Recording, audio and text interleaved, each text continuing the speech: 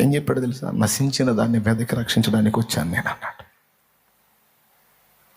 ఎవరికి పనికి రాక, ఎవరికి ఇష్టం లేక, ఎవరికి కొరగాక, అందరూ అసహించుకొని త్రోసివేసిన వారిని నేను వెతుక్కుంటా వచ్చాను, వారి కోసమే వచ్చాను అన్నాడు.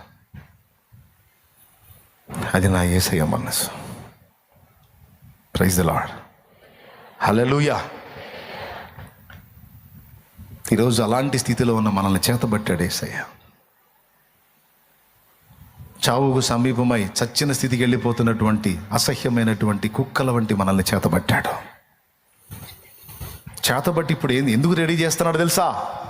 సింహాసనములో ఆయన పక్కన కూర్చోబెట్టుకోవడానికి రెడీ చేస్తున్నాడు మనల్ని. శ్రమలలో సిలువలో నీ రూపు నలిగినదా, శ్రమలలో సిలువలో నీ రూపు నలిగినదా, శిలనైనా నన్ను నీ వలె మార్చుటకా, శిలనైనా నన్ను నీ వలె మార్చుటకా, శిల్పకారుడా నా యేసయ్యా,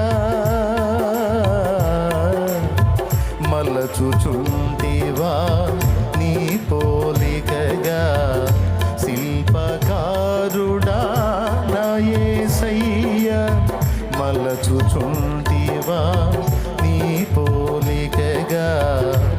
ఇది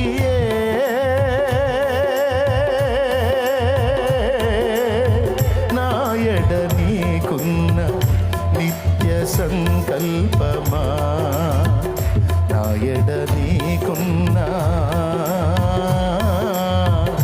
నిత్య సంకల్పమా, ఇంతగా నన్ను ప్రేమించినది నీ రూపము నాలో రూపించుటక, ఇంతగా నన్ను ప్రేమించినది నీ రూపము నాలో రూపించుటక.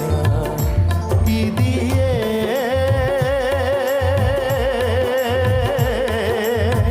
నా ఎడ నీకున్న నిత్య సంకల్పమా, నా ఎడ నీకున్న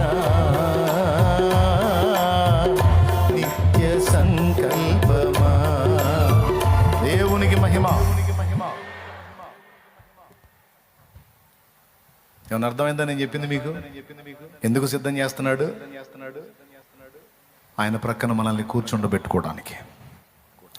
అవునన్నా, అన్యులంగా ఉన్నప్పుడు అలా రెడీ చేసి మనల్ని రక్షణలోకి నడిపించాడు. మరి రక్షణలోకి వచ్చిన తర్వాత కూడా తోముడు అవసరమా? రక్షణలోకి వచ్చిన తర్వాత ఇప్పుడు రక్షించబడ్డాం కదా, ఇక ఆయన సొత్తు అయిపోయాం కదా, మళ్ళీ ఇంకా ఉతుకుడు నడుస్తూనే ఉంది కదా, మళ్ళీ బాధలు కంటిన్యూ అవుతూనే ఉన్నాయి కదా. రక్షణలోకి వచ్చిన దాకా నడిస్తే ఓకే, రెడీ చేసుకోవడానికి తిప్పలు పెట్టాడు అనుకుందాం. ఇప్పుడు వచ్చిన తర్వాత కూడా తిప్పలు కంటిన్యూ అవుతున్నాయి కదా,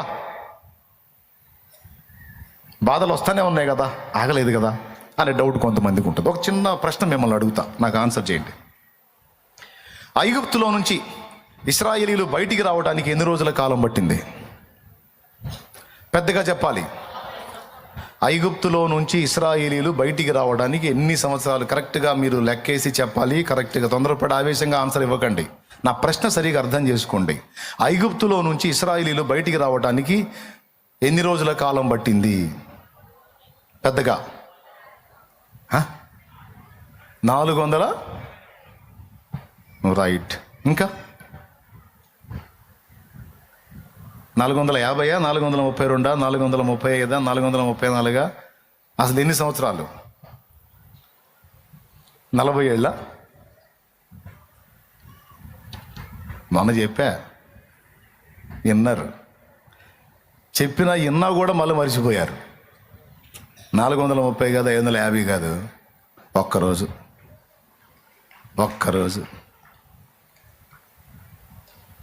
ఆ దినమందే దేవుడు ఇశ్రాయేలును ఐగుప్తు నుంచి వెలుపలికి రప్పించెను. ఆ దినమందే ఒక్కరోజు. నేను అడిగిన ప్రశ్న ఏంటంటే, ఇశ్రాయేలీయులు ఐగుప్తులో ఎన్ని సంవత్సరాలు ఉన్నారో నేను అడగల. బయటికి రావడానికి ఎంతకాలం పట్టిందన్నా. పెద్దోడా, ప్రశ్న సరిగ్గా వినకపోతే ఎట్టా చెప్పినా కూడా స్తోత్రం చెప్పండి. హల్లెలూయా. ఓన్లీ వన్ డే, ఆ దినమందే అని ఉంటుంది. అంటే ఇశ్రాయేలీయులను ఐగుప్తులో నుంచి బయటికి తీసుకొని రావడానికి దేవుడికి ఒక్క దినం సరిపోయింది. కానీ వారిలో ఉన్న ఐగుప్తుని బయటికి పంపించడానికి 40 ఏళ్ల కాలం కూడా సరిపోలా. ఇది కూడా రాసుకోవచ్చు, లైఫ్ లాంగ్ గుర్తుపెట్టుకోవాల్సిన పాయింట్ ఇది. స్తోత్రం చెప్పండి అందరు కలిసి ఒకసారి. ఎన్ని రోజులు? రప్పించడానికి ఒక్క రోజే. అలాగే నిన్ను మారు మనసులోనికి నడిపించి బాప్తిస్మం ఇప్పించడానికి ఒక్క రోజు చాలు. దానికి ఏమో నెలల్లో సంవత్సరాలు పట్టదు. రాత్రి చాలామంది బాప్తిస్మం పొందారు, ఇంకా సేపట్లో మరికొంతమంది రెడీ అయ్యి వచ్చి ఉన్నారు, వాళ్ళు కూడా పొందుతారు. ఒక్కరోజు చాలు బాప్తిస్మానికి. లోకములో నుంచి మనల్ని వేరుపరచడానికి దేవుడికి ఒక్కరోజు చాలు, 1 గంట చాలు. కానీ మనలో పేరుకుపోయిన లోకాన్ని బయటికి తీసేయడానికి సంవత్సరాల కాలం పడుతుంది దేవునికి. నువ్వు అనుకుంటావు నేను మారు మనసు పొందా, బాప్తిస్మం పొందా, దేవుళ్ళలోకి వచ్చాగా ఇంకేముంది? తట్టడు ఉంది, తలకాయలో ఉంది, హృదయంలో ఉంది. అది నీలో ఉందన్న సంగతి కూడా నీకు తెలియదు. దాన్ని బయటికి పంపించే ప్రక్రియలో ఉతుకుడు కంటిన్యూ అవుతుంది. అది విషయం. ఎంతమందికి అర్థమైందో ఏమో. నిజంగా అర్థమైందా? దేవునికి స్తోత్రం కలుగును గాక. హల్లెలూయా.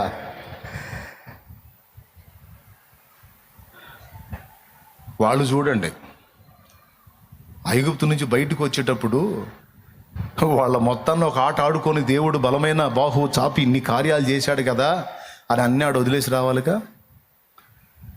ఐగుప్తీయుల దేవత మొలోకు గుడారం, రొంపాయను దేవత నక్షత్రం విడిపించిందేమో దేవుడు, వాళ్ళే అయి మోసుకుంటూ వస్తున్నారు. వదిలింది ఐగుప్తు వాళ్ళని. ఏం చేయాలి వాళ్ళని అసలు? కదా, కోపం వస్తుంది కదా నీకు. నేను చెబుతున్న వాళ్ళ గురించి కదా, నీ గురించి. లోకంలోంచి బయటికి వచ్చినట్టు వచ్చావు, సంఘంలో చేర్చబడ్డావంటే చేర్చబడ్డావు, కానీ లోకంలో చాలా సంగతులు ఇంకా నిన్ను వదిలిపెట్టలా. లోకాశలు, శరీరాశ, నేత్రాశ, జీవపుడంబం అనేవి ఇంకా నీలో పేరుకుపోయి ఉన్నాయి. తెల్లబట్టలు వేసుకొని పెద్ద బైబిల్ చేత పట్టుకొని హల్లేలుయా అని ముసుగేసుకొని ఎవరైనా వచ్చి కనపడ్డారు అనుకో, నాకు ఆహా అయిపోయింది పరిపూర్ణ నేను పొర్రపాటు కూడా అనుకోను. ఆపాలి అని పాడుకుంటా. దేవునికి స్తోత్రం. ఎందుకు? నువ్వు లోకంలో నుంచి సంఘంలోకి వచ్చావు, కానీ నీలో ఉన్న లోకం ఇంకా బయటికి పోయిందో పోలేదో తెలీదు. అది పోయిన నాడు నువ్వు ధన్యురాలివి, ధన్యుడివి. దాన్ని నీలో నుంచి తొలగించడానికి దేవునికి సంవత్సరాలు పడుతుంది. ఎందుకంటే నువ్వు దేవుడితో ఉన్నదానికంటే లోకంలో ఉన్నది ఎక్కువ. అది కారణం. ఇశ్రాయేలీలు దేవునితో నడవటానికి కొన్ని నెలలే పట్టింది, కానీ వాళ్ళ ఐగుప్తులో 430 ఏళ్ల కంటే ఎక్కువ సంవత్సరాలు ఉన్నారు. మరి ఇప్పుడు ఎక్కువ ఏది వాళ్ళని ఆక్రమించిద్ది? పెద్దగా చెప్పండి. మనం కూడా క్రీస్తులోకి రాకముందు ఎక్కువ సంవత్సరాలు ఏడున్నాం? పెద్దగా చెప్పలే కదా. లోకం మాటలు, లోకం చేష్టలు, లోకం పోకళ్ళు, అవునా? మన లోకస్తుల మధ్య కూర్చున్నప్పుడు మన వ్యవహారం ఎట్టుంటుంది? వాళ్ళు వాడిగా కలిసిపోతాం మనం. వెంటనే మనకు పాస్టర్ కనపడ్డాడు అనుకో, ప్రైజ్ లార్డ్ అన్నయ్య, ఉన్నలానా, ఎక్కడికన్నయ్య, అసలు వీళ్ళంతా చాలా అన్యులు అన్నయ్య, లోకస్తులు అన్నయ్య, ఉరి పరిశుద్ధుడా, వాము భక్తుడా, వాము వీడు అప్పటిదాకా వాడితో వీడు శకలన్నీ పడ్డాడు. వీడు మనం కనపడ, అసలు ఏందో అసలు రావద్దు అనుకుంటా వచ్చాను, అసలు నాకు ఇష్టం ఇట్లాంటి లోకస్తుల స్నేహం అసలు ఇష్టం ఉంటుందన్న. ఓయమ్మో ఇట్లాగా మనం వదలనటువంటి ఐగుప్తు మనలో ఉంది. దాన్ని మొత్తాన్ని ఖాళీ చేయడానికి దేవుడు పూనుకున్నాడు. ఒక పక్క ఖాళీ చేస్తూ, ఖాళీ అయిన పరిధిలో తన శక్తిని నింపుతూ, ఒక పక్క వాడుకుంటేనే మరో పక్క దొళ్ళగొడుతున్నాడు. నా విషయంలో అయితే అదే జరుగుతుంది. నాలో ఉన్న లోకమని ఐగుప్తు మొత్తం తొలగించబడింది. నేను పూర్తిగా పరిపూర్ణుడయ్యాను అని నేను అనుకోవటలా. కొంత పోయింది, ఆ పోయిన ప్లేస్లో ఆయన శక్తిని నింపి తన పనిలో వాడుకుంటూనే మిగిలిన శేషాన్ని వెళ్ళగొట్టడానికి పని చేస్తానే ఉన్నాడు. చేపను దోయినట్టు పక్క నుంచి తోముతూనే ఉన్నాడు నన్ను కూడా. మరి నాకే తోముడు తప్పనప్పుడు మీకు తప్పిద్దా? ఇంతకి తోముడు అవసరమా వద్దా? నువ్వు ఐగుప్తులోంచి బయటకు వస్తే చాలా, నీలో ఉన్న ఐగుప్తు డేంజరా, ఇబ్బంది ఏమి ఉంటుందా? ఐగుప్తులోంచి నువ్వు బయటికి రావటం గొప్ప విషయం కాదు. నీలో ఉన్న ఐగుప్తు బయటికి పోకపోతే ఎప్పటికైనా మళ్ళీ నువ్వు ఐగుప్తులోనే కూర్చుంటావు. ఎంతమందికి అర్థమైంది? నీలో దాగి ఉన్న ఐగుప్తుని దేవుడు దొళ్ళగొట్టకపోతే, బయటికి వెళ్ళగొట్టకపోతే, ఆ ఐగుప్తు, నీలో ఉన్న ఐగుప్తు నిన్ను మళ్ళా ఏదో ఒకనాటికి ఐగుప్తుకే చేర్చిద్ది. నిజంగా అర్థమైందా? ఐగుప్తు చేర్చిద్దంటే ఎక్కడ చేర్చిద్ది? నీలో ఉన్న లోకం దేవుడు బయటికి తరిమి కొట్టకపోతే ఏదో ఒకనాడు మళ్ళా నిన్ను అదే లోకానికి తీసుకెళ్ళిద్ది, నీలో ఉన్న లోకం. అందుకే దేవుడు శ్రద్ధగా నీ మీద నా మీద పని చేస్తున్నాడు, మనల్ని సిద్ధపరుస్తున్నాడు. అక్కడికి మనల్ని సిద్ధపరుస్తున్నాడు, చక్కని కుటుంబాన్ని కట్టడానికి మనల్ని సిద్ధపరుస్తున్నాడు, జీవము గల దేవుని సంఘాన్ని నిర్మించడానికి. ఎంత బాగుందండి! ఇప్పుడు దేవుడు పని చేయాలా వద్దా? మనలో చేయాలా వద్దా? దేనికి చేయాలి? మనలో ఉన్న మన మీద మనకున్న విశ్వాసాన్ని విరగొట్టడానికి, ఇతరుల మీద మనకున్న విశ్వాసాన్ని విరగొట్టడానికి. మనుషుల సాయము వ్యర్థమురా, రాజుల నమ్మిన వ్యర్థమురా. మనుషుల సాయము వ్యర్థమురా, రాజుల నమ్మిన వ్యర్థమురా. యెహోవాను ఆశ్రయించుట, యెహోవాను ఆశ్రయించుట ఎంత మేలు, ఎంతో మేలు, ఎంత మేలు, ఎంతో మేలు. ఎవరికి ఎవరు ఈ లోకంలో, చివరికి యేసే పరలోకంలో. ఎవరికి ఎవరు ఈ లోకంలో. దేవునికి మహిమ కలుగును గాక. మనం ఏదో ఫీల్ అవుతాం మంచోళ్ళం అయిపోయామని. దేవుని మందిరంలో కూర్చొని ముసుకేసుకోగానే మంచోళ్ళం అయిపోలే మనం. దేవుని మందిరంలో తెల్ల చొక్క తెల్ల ప్యాంట్ వేసుకొని కూర్చోగానే, కాస్త గడ్డం పెంచుకోగానే మంచోళ్ళం అయిపోలేం మనం. రోడ్డు మీద తిరిగే పిచ్చోడి కూడా పెరిగేది గడ్డం. దేవునికి స్తోత్రం. ఆ అబ్బాయి అదిగే లెక్కలదిగా. ఈ పై గెటప్లు కాదు, లోపల సెటప్ ముఖ్యం. ఆ సెటప్ దేవుడు పర్ఫెక్ట్గా రెడీ చేయడానికి పూనుకున్నాడు. అందులోనే మనల్ని రక్షణకు ముందు కొన్ని అనుభవాల్లో గుండా తీసుకొచ్చాడు. రక్షణ తర్వాత కూడా క్రీస్తు పూర్వం కొన్ని అనుభవాలు, క్రీస్తు శకంలో కూడా కొన్ని అనుభవాల్లో గుండా మనల్ని తీసుకెళ్తున్నాడు.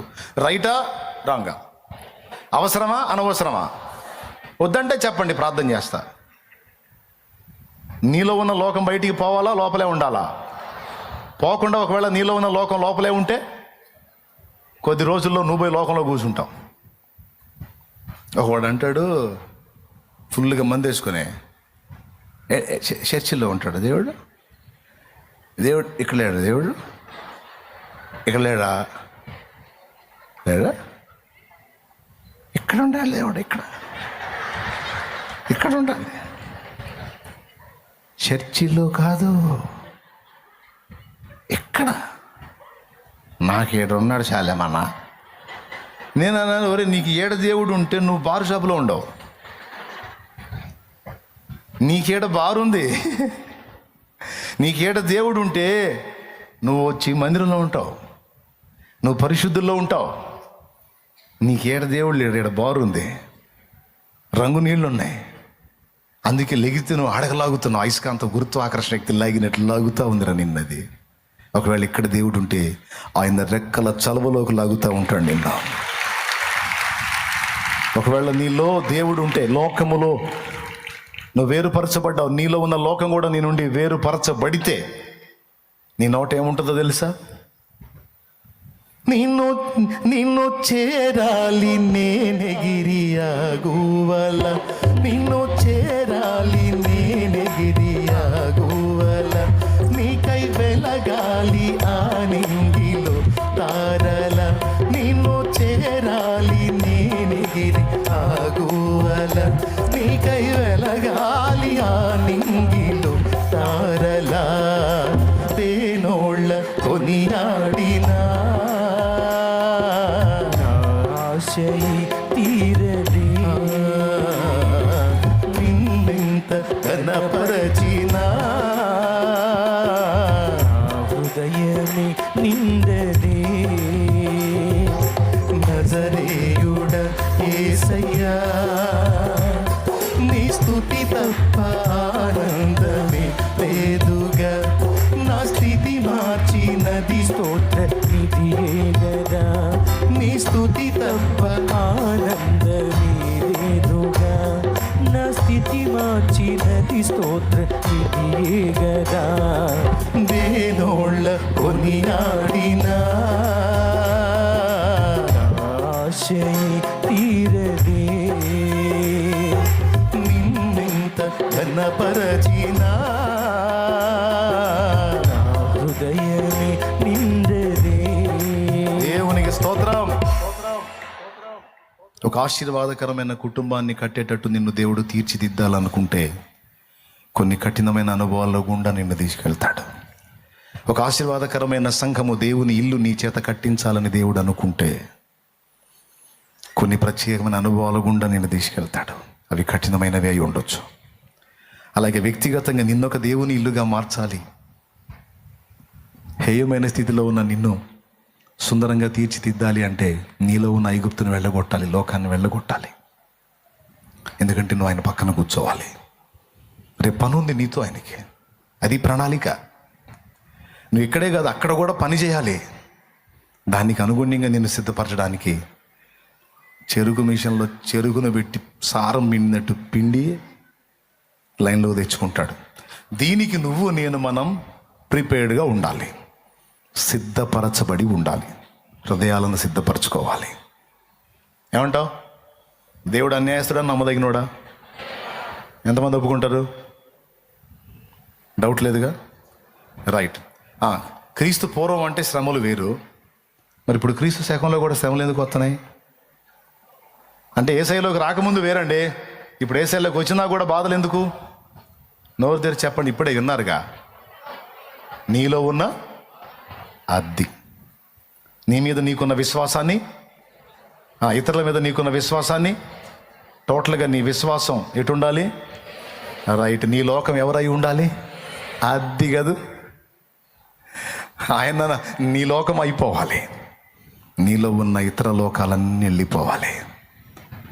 అందుకే అవసరాన్ని బట్టి అగ్ని వంటి శ్రమలు కలుగుతున్నవని తెలిసి కలత చెందబోకు. అవసరాన్ని బట్టి అగ్ని వంటి శ్రమలు కలుగుతున్నవని తెలిసి కలత చెందబోకు. నిన్ను పిలిచిన దేవుడు నమ్మదగినవాడు, శోధనలో నిన్ను విడిచిపెట్టిపోడు, కంటి పాపల తోడుండి నిన్ను కాచుకుంటాడు, కన్న తండ్రిలా తోడుండి నిన్ను ఆదుకుంటాడు. నమ్మునేస్తమా, ఇది సత్యం, వీడబోకుమా విశ్వాసం. నీ ఆశ నిరాశ కానీ కాదు, వేదన ఎందుకు, నీ కన్నీరు కలకాలం ఉండదు. కలతి చెందకు. శ్రమ శ్రమ శ్రమ వస్తే వచ్చావు కానీ నువ్వు తెచ్చిన మేలేదో ఇచ్చేళ్ళు అన్నాడు దేవదాస్ గారు. స్తోత్రం. శ్రమ శ్రమ వస్తే వచ్చావు కానీ తెచ్చిన మేలేదు ఇచ్చాళ్ళవే అన్నాడు. ఈరోజు గుర్తుపెట్టుకోండి, ఈ చివరి మాట, ఈ రోజుకి చివరి మాట. నువ్వు ఎన్ని రకాల అనుభవాల్లో గుండా ప్రయాణం చేస్తున్నావో, కానీ నువ్వు అనుభవించేటువంటి చేదైన అనుభవాలన్నీ కూడా, ఏ అనుభవాలు వచ్చి నీలో ఏమేమి తొలగించాయో ఇప్పుడు నీకు అర్థం కాదు, కానీ భవిష్యత్తులో నీకు అర్థమైంది. అర్థమైందా? ఇప్పుడు నీకు అర్థం కాకపోవచ్చు, భవిష్యత్తులో నీకు దేవుడే చూపిస్తాడు. ఫలానా శ్రమ రావటం వల్ల నువ్వు ఇలా తయారయ్యావు, ఫలానా శ్రమ రావటం వల్ల ఫలానా లక్షణం నీలో పోయింది, ఫలానా సమస్య రావటం వల్ల ఇదిగో ఈ విషయంలో నువ్వు క్యూర్ అయ్యావు అని ఆయన నీ జీవితంలో అన్ని కలిపి రప్పించిన విషయాలన్నిటి ద్వారా నీలో ఏమేం జరిగినాయో అన్నీ నీ కళ్ళకు చూపిస్తాడు. ఇది దేవుడు నియమించిన ప్రకృతి నియమం, ఆధ్యాత్మికంగా కూడా మనకు దేవుడు పెట్టిన నియమం. కాల్చబడకపోతే స్వర్ణం, చీల్చబడక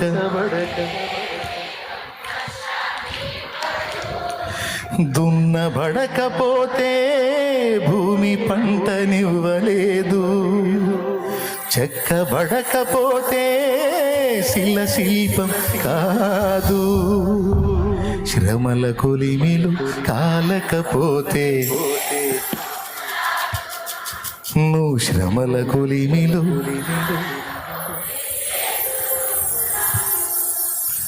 నమ్ము నేస్తమా, ఇది సత్యం, వీడబోకుమా విశ్వాసం, నీ ఆశ నిరాశ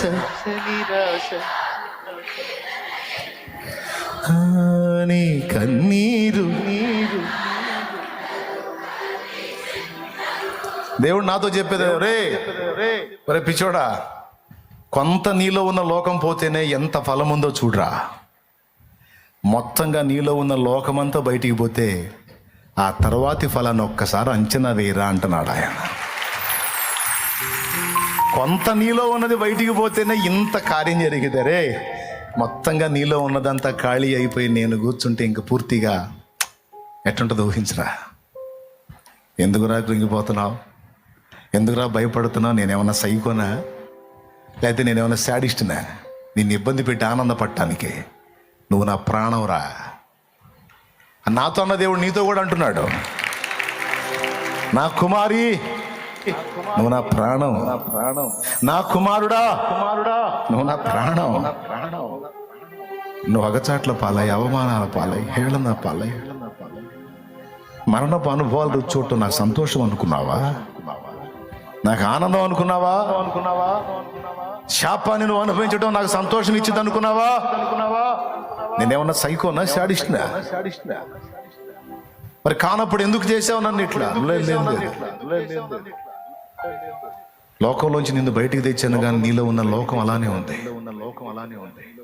మొలోక గుడారం నీలోనే ఉంది, రొంపాయను దేవత నక్షత్రం నీలోనే ఉంది, ఐగుప్తీయుల దూడ 4 రోజులు మోసే పక్కకి వెళ్ళేటప్పటికి దూడ వచ్చింది చూడు, ఆ దూడ ఉంది నీలో. ఇవి ఉన్నాయని నీకు తెలీదు. నేను మారాగా, నేను వచ్చాగా, నేను ఇప్పుడు బాగుపడ్డాగా, నేను మంచి ఉన్నాయాగా అనుకుంటున్నావు. నువ్వు ఏందయింది? నువ్వు ఏడా ఉన్నాయి సరుకు నీ దగ్గర? వాటిని ఒక్కోదాన్ని తీసేయడానికి ఇవన్నీ నేను వాడుతున్నా. నాకేం కళ్ళు లేవు అనుకున్నావా? నేనేమన్నా నీ హృదయం లోతులు చూడలేను అనుకున్నావా? అన్ని ఎరిగే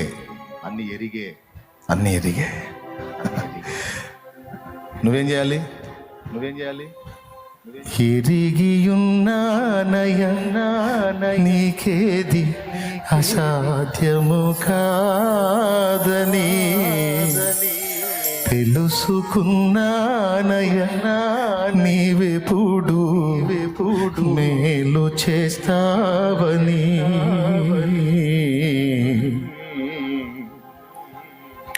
ఎరిగియున్నానయ్యా నీకేది అసాధ్యము కాదని,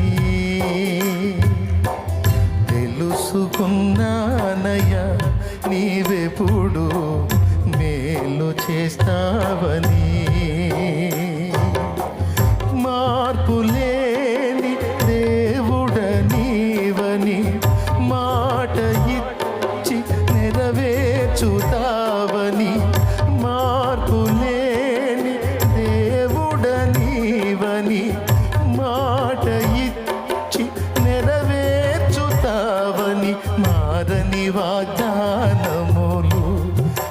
కొరకే దాచి ఉంచినావని మారని వాగ్దానములు మా కొరకే దాచి ఉంచినావని ఎరిగి ఉన్నానయ నీకేది అసాధ్యము కాదని తెలుసుకున్నానయ నీవెప్పుడు. స్తోత్రం. ఎంతమంది నమ్ముతున్నారో గుర్తుపెట్టుకో, నీలో ఉన్న ఐగుప్తు, నీలో ఉన్న లోకం, నీలో ఉన్న మెలకు గుడారం, రొంపాయను దేవత నక్షత్రం, ఐగుప్తు దూడలో ఒకటొకటిగా నీలో ఉన్నవన్నీ బయటికి పోయిన నాడు దేవుడే వచ్చి నీలో, నీ ఇంట్లో, నీ కుటుంబంలో, నీ సంఘంలో కూర్చున్న నాడు ఆ ఫలింతే వేరే. అప్పటిదాకా ఓపికపట్టు,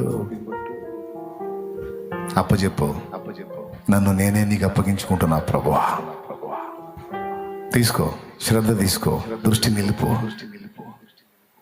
నాలో ఉన్న లోకాన్ని, ఐగుప్తు దూడల్ని వెళ్ళగొట్టు, ఐగుప్తు అన్యత్వాన్ని వెళ్ళగొట్టు, ఐగుప్తు నక్షత్రారాధన వెళ్ళగొట్టు. నన్ను శుద్ధి చేయి, అప్పగించుకుంటున్నా. అనుమతించే చేదైనగా తట్టుకునే శక్తిని. నన్ను చేయి వదలకయ్యా, నన్ను చేయి విడవకు. ఒక్కటి చేయి, నన్ను చేయి విడవకు. నన్ను ఖాళీ చేయి. సంఘాన్ని కట్టే వ్యక్తిగా, కుటుంబాన్ని కట్టే వ్యక్తిగా, సమాజానికి దీవెనకరంగా, రేపు నీతో యుగ యుగాలు గడిపే వ్యక్తిగా నన్ను తీర్చిదిద్దావు. నా బిడ్డల్ని తీర్చిదిద్దావు, నా కుటుంబాన్ని తీర్చిదిద్దావు. నన్ను సిద్ధపరచు, నా వారిని సిద్ధపరచు. యేసు నామమున అడుగుచున్నాం తండ్రి, ఆమేన్.